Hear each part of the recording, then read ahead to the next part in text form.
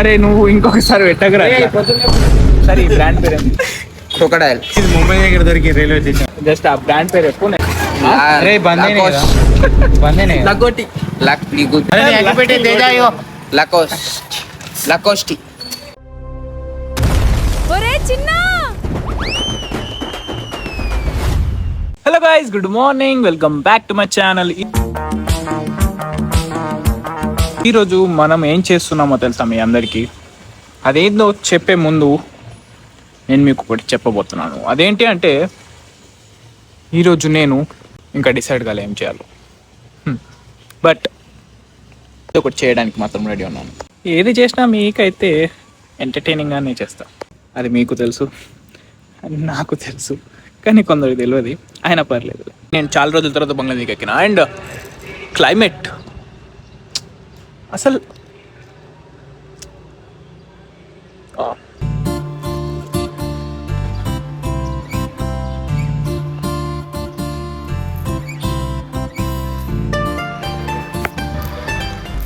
ఏమైరా booking ఏమైరా బొమ్మది booking ఏమైంది?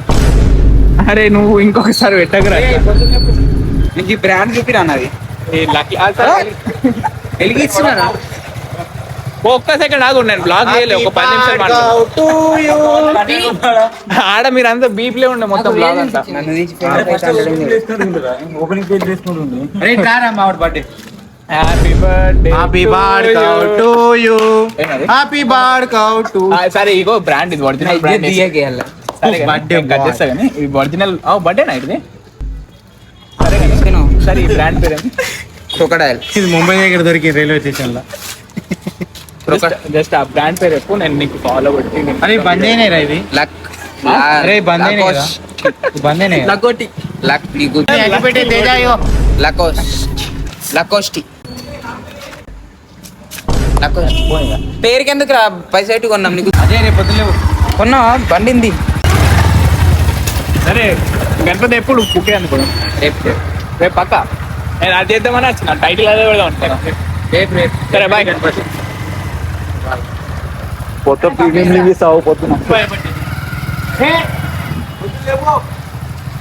ఎన్ని గంటలకి? అంత పొద్దున ఎటు మళ్ళా ఎటన్నా వేరే పెద్ద లాంగ్ వేస్తారా? వెంకటేశ్వర. ఓకే ఫోన్ బుకింగ్ చేయాలా? Direct booking. అసలు వాడు టికెట్ దగ్గర అయింది క్లిప్పు. నేను అది చేద్దాం అనుకున్నా కానీ మొత్తం బీప్లే వేసుకున్నాం అనుకో, పాగలైతే ఇంటి మొత్తం అసలు మొత్తం మనం వదులుకున్నాడు అన్ని పూసుకుంటూ ఉంటాయి మళ్ళీ అట్లా అని. సరే రైట్ బై.